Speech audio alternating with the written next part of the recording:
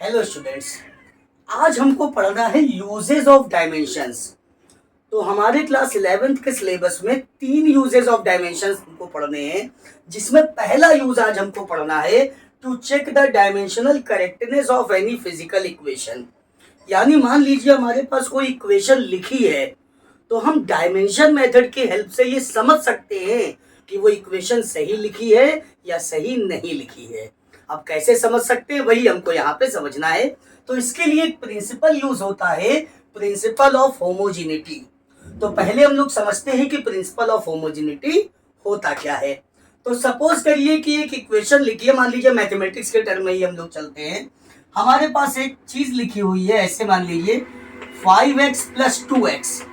अगर हम आपसे पूछे कि भाई 5x + 2x कितना होगा, तो आप सीधी सी बात है बता देंगे कि ये 7x होने वाला है, इसका रिजल्ट जो है। और अगर हम आपसे पूछे कि भाई 5x स्क्वायर - 2x स्क्वायर लिखा है, अब कितना होगा, तो अभी भी आप सीधे सीधे बता देंगे ये फर्स्ट नंबर हो गया, सेकंड नंबर हो गया। अभी भी आप बता देंगे कि ये होने वाला है 3x स्क्वायर। लेकिन अगर थर्ड नंबर में हम आपसे पूछें कि मान लीजिए 5x स्क्वायर + 2x लिखा है, अब इसका रिजल्ट क्या होगा, तो आप कहेंगे कि अब ये ऐसे ही लिखा रहेगा, या ज्यादा से ज्यादा हम इसमें x को कॉमन ले सकते हैं, ठीक है ना। या तो इसको ऐसे ही लिखा रहने दीजिए, या ज्यादा से ज्यादा आप x को कॉमन ले सकते हैं। यही इसका सिंपलेस्ट फॉर्म है।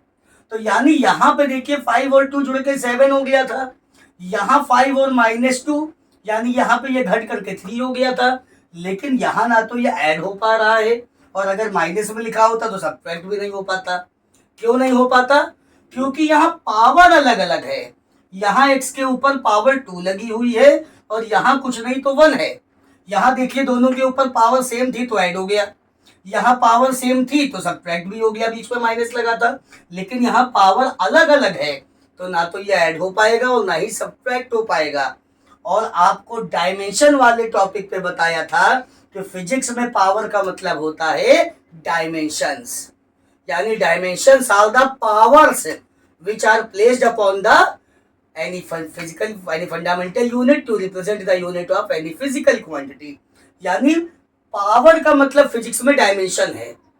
तो यानी फिजिक्स में हम उन्हीं को ऐड या सब्ट्रैक्ट कर सकते हैं जिनकी पावर यानी डायमेंशन सेम हो। जैसे यहाँ सेम है तो ऐड हो गया, यहाँ सेम है तो सब्ट्रैक्ट हो गया। तो याद रखिएगा, in physics only those physical quantities can be added or subtracted with each other which represents the same dimensions, and this is the principle of homogeneity। तो प्रिंसिपल ऑफ होमोजेनिटी यही कहता है कि फिजिक्स में हम उन्हीं को ऐड या सब्ट्रैक्ट कर सकते हैं जिनकी डायमेंशन क्या हो, सेम हो। अब चलिए इसी के बेसिस पे हम लोग देखते हैं कि किसी फिजिकल इक्वेशन में जो इक्वेशन लिखी हुई है वो सही लिखी है या सही नहीं लिखी है। अब एक बेसिक एग्जाम्पल लेके बात करते हैं कि हम फर्स्ट इक्वेशन ऑफ मोशन ले लेते हैं। अब इक्वेशंस ऑफ मोशन 3 होती है, आपको पता ही होगा। पहली इक्वेशन ऑफ मोशन होती है v = u + at। दूसरी इक्वेशन ऑफ मोशन होती है s = ut + ½ at²। और थर्ड इक्वेशन ऑफ मोशन है v² = u² + 2as।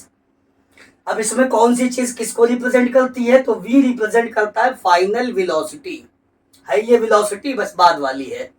u represent करता है इनिशियल वेलोसिटी, a रिप्रेजेंट करता है एक्सेलरेशन को, और t रिप्रेजेंट करता है टाइम को।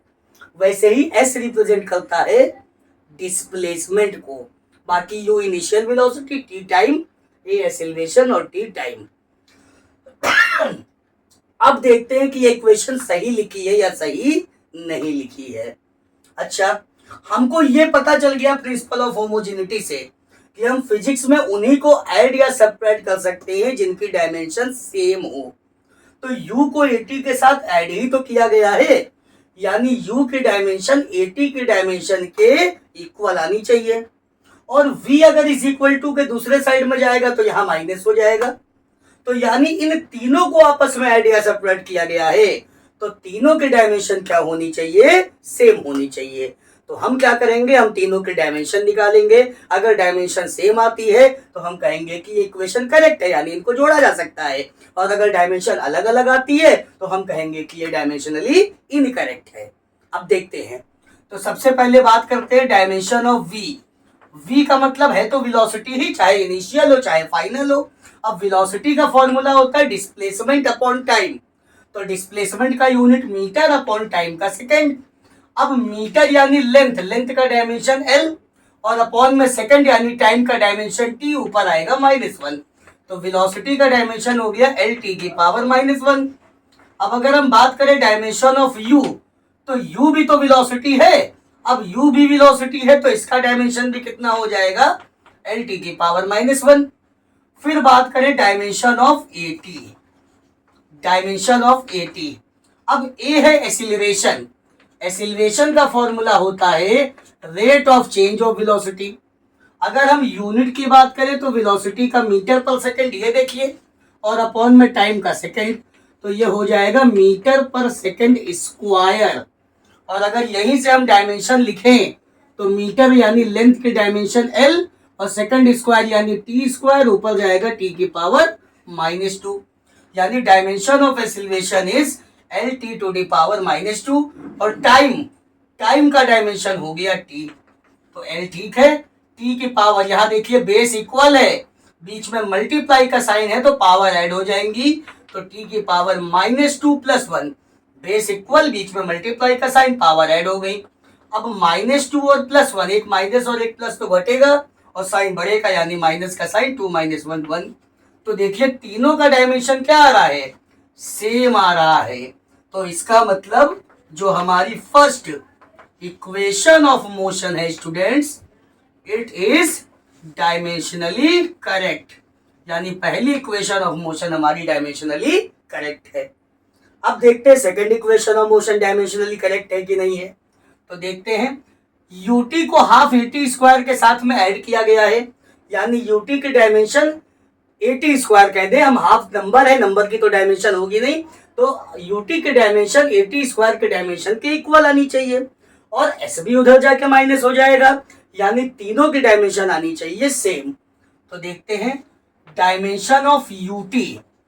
अब ut की डायमेंशन, तो u है वेलोसिटी, वेलोसिटी की डायमेंशन ये देखिए l t की पावर -1, और इंटू टाइम, टाइम के डायमेंशन t हो गया। अब यहाँ पे बेस इक्वल है, बीच में मल्टीप्लाई का साइन है, तो t की पावर -1 + 1, यानी पावर ऐड हो जाएगी, और पावर ऐड हो जाएगी तो t की पावर -1 + 1 0। और किसी की भी पावर अगर 0 हो जाए तो वो हो जाता है 1, तो यानी t की पावर 0 यानी 1, तो यानी फाइनली आ जाएगा l। अब आप कहेंगे किसी की भी पावर 0 हो तो 1 कैसे हो जाता है, तो देखिए बिल्कुल सिंपल सा तरीका है।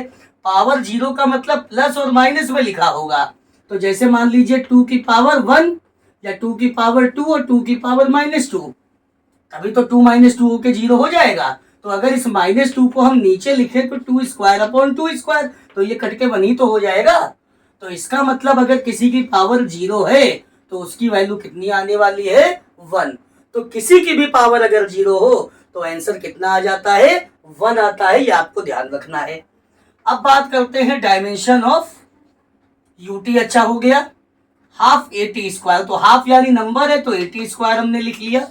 at स्क्वायर यानी a का मतलब एक्सीलरेशन की डायमेंशन, ये देखिए l t की पावर -2 और t स्क्वायर, यहाँ पर भी देखिए वैसे ही हो जाएगा l, ये बेस इक्वल है, पावर ऐड हो जाएगी -2 + 2, और -2 + 2 यानी कितना हो जाएगा 0, और किसी की भी पावर 0 यानी 1।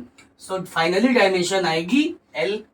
अब लास्ट में बात कर लेते हैं, s उधर जाएगा माइनस का हो जाएगा, चाहे आप s को यहाँ पहले निकाल लीजिए और चाहे अब हम निकालने जा रहे हैं यहाँ पे डायमेंशन ऑफ s। s का मतलब डिस्प्लेसमेंट, और डिस्प्लेसमेंट यानी द डिस्टेंस बिटवीन, या the minimum distance between initial and final position. तो मिनिमम डिस्टेंस का मतलब लेंथ हो गया, तो यानी यहाँ पर भी देखिए तीनों की डायमेंशन क्या आ रही है, सेम आ रही है, तो इसका मतलब इनको ऐड या सब्ट्रैक्ट किया जा सकता है। तो हम लिखेंगे second equation of motion is dimensionally correct, यानी सेकंड इक्वेशन ऑफ मोशन भी हमारी डायमेंशनली करेक्ट है।